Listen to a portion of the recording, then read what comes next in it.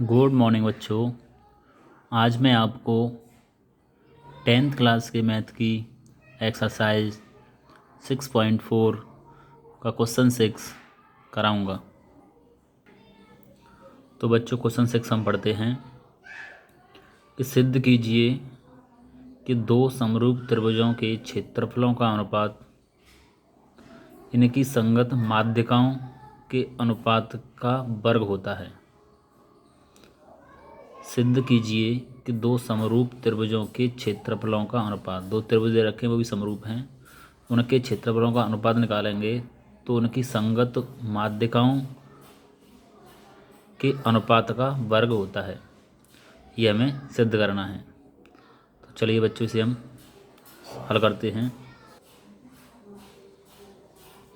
तो हमने ये दो चित्र बना लिए हैं, त्रिभुज ABC और त्रिभुज PQR, और AD त्रिभुज ABC की माध्यिका है जो BC भुजा को बिंदु E पर BC भुजा को दो बिंदुओं पर दो भागों में विभाजित करती है, बराबर दो भागों में। और PS PQR की माध्यिका है जो QR को बिंदु जो S है दो भागों में विभाजित करता है, और D BC को दो भागों में विभाजित करता है। तो हम लिखेंगे कि दिया है कि त्रिभुज ABC और PQR क्या हैं, समरूप हैं। ABC और PQR क्या ये समरूप हैं, जो सवाल में हमें दे रखा है। और AD व PS क्रमशः ABC और PQR की माध्यिकाएं हैं।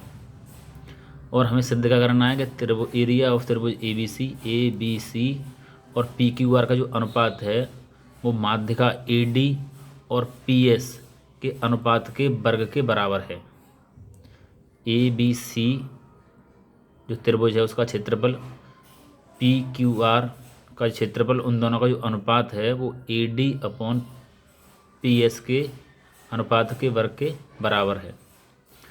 तो चलिए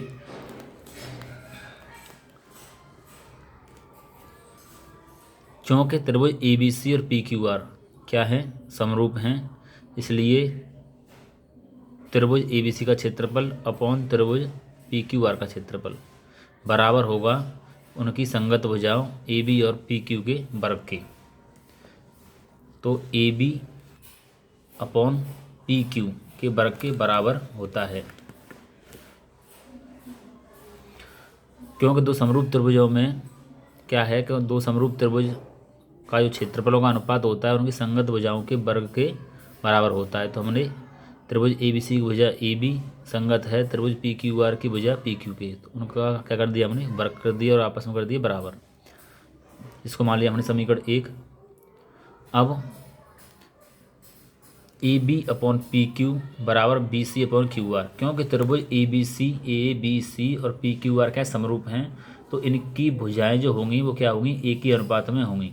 तो हमने AB अपॉन PQ त्रिभुज ABC की भुजा AB इसके जो इसकी संगत भुजा क्या है PQ, इनका अनुपात बराबर BC और QR के अनुपात के बराबर होगा। AB अपॉन PQ बराबर होगा BC अपॉन QR। तो वही हमने यहाँ पे लिख लिया है, क्योंकि त्रिभुज दोनों समरूप दे रखे हैं। तो AB अपॉन PQ बराबर BC अपॉन QR, इसको मान लिया हमने समीकरण 2। अब हम त्रिभुज में देखेंगे कि जो BC है, BC वो जो है BD के दुगने के बराबर है, क्योंकि जो D बिंदु है वो BC को समान दो भागों में विभाजित करता है। तो जो BD जो होगा, BD वो BC का जो BC होगा, BC और BD का क्या है, आधा होगा। BD BC का आधा होगा, या ये कहेंगे कि जो BC है वो BD का दुगना है, और जो QR है वो QS का दुगना है। तो वही हमने यहाँ पे लिख दिया है कि जो BC है वो दोगुना है किसका, BD का, और जो QR है वो दोगुना है QS का। तो अब हम लिखेंगे BC upon QR, BC upon QR। तो BC का मान कितना है यहाँ पर 2BD, और QR कितना दे रखा है हमें 2QS, 2 से 2 कट जाएगा। तो BC अपॉन QR किसके बराबर हो जाएगा, BD अपॉन QS के। तो BC अपॉन QR बराबर BD अपॉन QS। तो इसको मान लिया हमने समीकरण 3। अब समीकरण 2 व 3 से, समीकरण 2 व 3 से करेंगे तो क्या हो जाएगा कि B D upon Q S. अब यहाँ से देखेंगे B C upon Q R, B C upon Q R, यहाँ भी दे रखा है B C upon Q R, B C upon Q R. अब इसकी जगह पर हम B C upon Q R का मान रख देंगे। तो B C upon Q R का मान कितना दे रखा है, A B upon P Q. तो इसकी जगह B C upon Q R की जगह हमने मान रख दिया A B upon P Q और बराबर B D upon Q S. ये हो गया समीकरण 2 व 3 से। इसको मान लेंगे समीकरण हम 4। अब त्रिभुज ए बी डी व त्रिभुज पी क्यू आर में, अब तो त्रिभुज लेंगे हम त्रिभुज ए बी डी व पी क्यू एस में। अब यहाँ पे हमें ए बी सी त्रिभुज और पी क्यू आर तो दोनों समरूप हैं, लेकिन हम कौन से त्रिभुज ले रहे हैं, ए बी डी और पी क्यू एस। दो त्रिभुजों को क्या करना है, हमें समरूप सिद्ध करना है। अब इसे हम समरूप सिद्ध करेंगे तो समरूप सिद्ध करने के लिए क्या है, समरूप में या तो भुजाएं समानुपाती हों या कोण बराबर हों।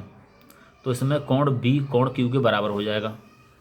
क्यों बराबर हो जाएगा, क्योंकि त्रिभुज ए बी सी और पी क्यू आर दोनों त्रिभुज क्या हैं, समरूप हैं। समरूप हैं तो क्या हो जाएगा, कोण जो बी बराबर हो जाएगा कोण क्यू के। और